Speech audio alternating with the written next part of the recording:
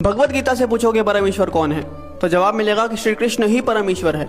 और वहाँ आपको संत सूरदास जी, मीराबाई जैसे महान संत मिलेंगे जिन्होंने कृष्ण भक्ति में उस परम तत्व को प्राप्त कर लिया। आप शिव पुराण से पूछोगे कि परमेश्वर कौन है, तो जवाब मिलेगा कि शिव ही परम तत्व है। और वहाँ आपको ऋषि मार्कंडेय जैसे महान ऋषि योगी ज्ञानी मिलेंगे जो कि परम शिव भक्त हैं। कुरान कहती है कि खुदा सबसे बड़ा है। और वहाँ आपको फरीद जी जैसे महान सूफी संत मिलेंगे जिन्होंने अल्लाह अल्लाह की धुन से उस परम तत्व को प्राप्त कर लिया। और गुरबानी भी आपको एक ओंकार का उपदेश देती है। तो सवाल है कि इनमें से सही कौन है और गलत कौन है, और जवाब है कि इनमें से सही तो सारे हैं, लेकिन गलत वो इंसान है जो इनमें से किसी एक पथ पे चलते हुए बाकियों का अनादर करता है, अपमान करता है। इसीलिए कबीर जी ने कहा था कि कबीरा कुआं एक है, यानी कि वो जो परमात्मा है वो एक विशाल कुएं की तरह है और पानी भरे अनेक, यानी कि हम और आप अलग अलग नामों से, अलग अलग स्वरूपों से उस भगवान को पुकारते हैं। लेकिन आगे कबीर जी कहते हैं कि भांडे ही में भेद है और पानी सब में एक। मतलब जो भांडा है यानी कि हम, भेद तो यहाँ पे है, क्योंकि आप इंसान को तो अलग कर सकते हो लेकिन भगवान को कभी बांटा नहीं जा सकता। अब प्याला चाहे सोने का हो या पीतल का,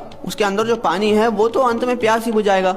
लेकिन अगर हम इस बात पे लड़ने लग जाए कि किसका प्याला ज्यादा बेहतर है, तो ना हम पानी पी पाएंगे और ना ही अपनी प्यास बुझा पाएंगे। जैसे दुनिया में हर जगह पे अलग अलग भोजन खाया जाता है, लेकिन हम कभी भी किसी और से जाकर इस बात पे तो नहीं लड़ते कि आप हमारी तरह भोजन क्यों नहीं करते, क्योंकि हमें पता है कि चाहे भोजन अलग अलग है लेकिन उसकी भूख और हमारी भूख एक जैसी है।